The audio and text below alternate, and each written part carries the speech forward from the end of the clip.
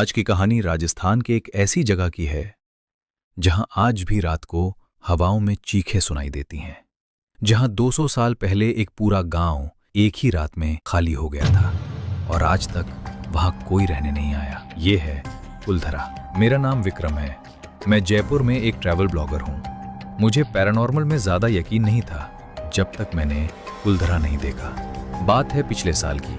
मैं अपने दो दोस्तों राजीव और प्रिया के साथ जैसलमेर घूमने गया था। हमने सुना था कि जैसलमेर से सिर्फ 18 किलोमीटर दूर एक उजड़ा हुआ गांव है कुलधरा, जहां 1825 में एक रात में पूरे 1500 लोगों ने अपना घर छोड़ दिया था, कभी वापस नहीं आए। भारतीय पुरातत्व सर्वेक्षण ने इस स्थान को संरक्षित स्थल घोषित किया है और आधिकारिक रूप से रात में वहां रुकना प्रतिबंधित है। लेकिन हम ट्रैवल ब्लॉगर्स हैं, नियम थोड़ी न मानते हैं।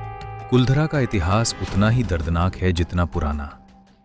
यहां पालीवाल ब्राह्मण रहते थे, एक समृद्ध और शिक्षित समाज।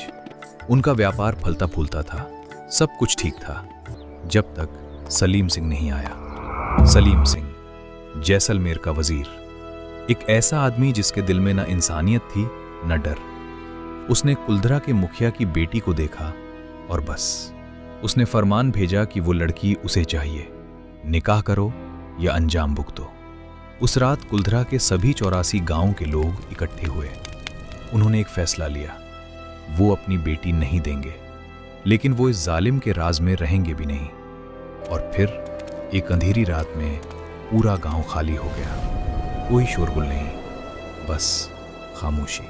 और जाते जाते उन्होंने एक श्राप दिया, ये जमीन अब कभी किसी के काम नहीं आएगी। जो भी यहां रहने की कोशिश करेगा वो बर्बाद हो जाएगा। हम तीनों दोपहर में जैसलमेर से निकले।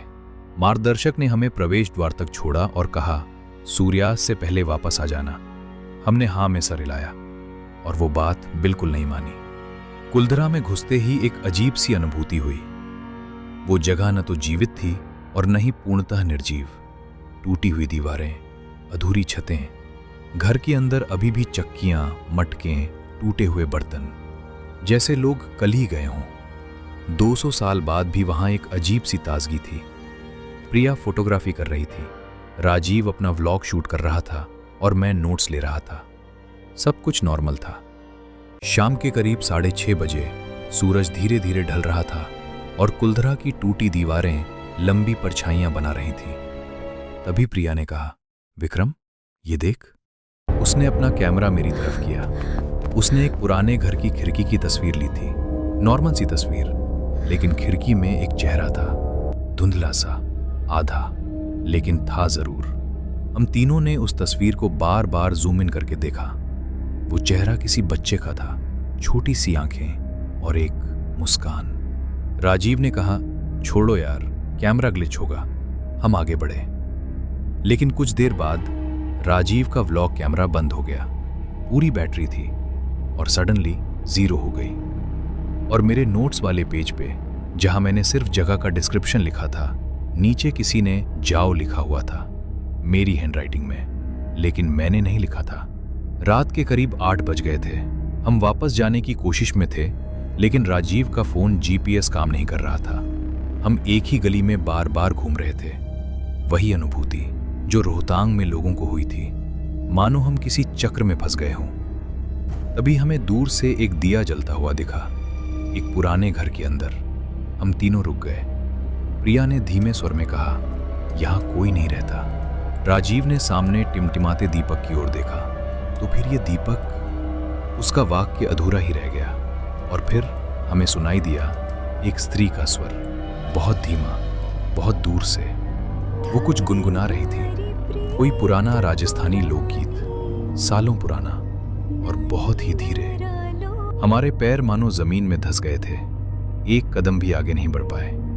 प्रिया का हाथ मेरे हाथ से कसकर चिपक गया और राजीव ने डर से मेरी बांह जकड़ ली। और तभी उस दिए वाले घर की खिड़की में वो चेहरा फिर दिखा। इस बार धुंधला नहीं था, इस बार साफ था। एक छोटी सी लड़की, सफेद वस्त्रों में लिपटी हुई, उसकी आंखें बिल्कुल खाली, न कोई पुतली न कोई रंग, बस सफेदी ही सफेदी।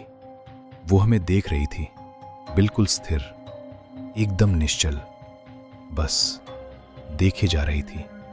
और फिर उसने अपना हाथ उठाया, जैसे अंदर बुला रही हो।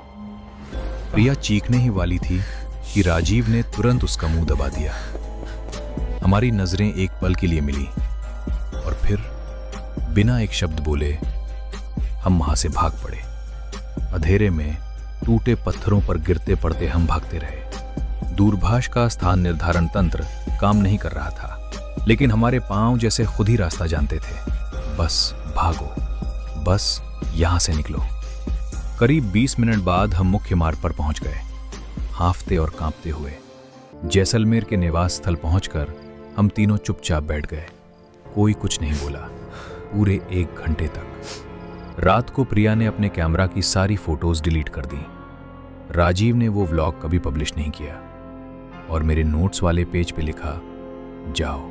मैं वो पेज फाड़ के फेंक आया, लेकिन जो नहीं गया वो थी वो आवाज, वो गुनगुनाहट। आज भी कभी कभी गहरी खामोशी में वही धुन मेरे कानों में उतर आती है। कुलधरा आज भी वही है। लोग आते हैं, दिन के उजाले में सूनी गलियों में घूमते हैं और तस्वीरें लेकर लौट जाते हैं, लेकिन जो लोग रात तक ठहरे वे कभी खाली हाथ नहीं लौटे।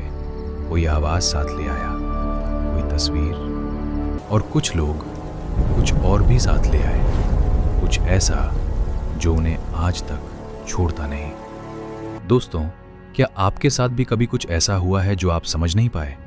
तो नीचे कमेंट में अपनी कहानी जरूर लिखें। और अगर ये वीडियो अच्छी लगी तो हॉरर सुनदा को सब्सक्राइब करना बिल्कुल मत भूलना।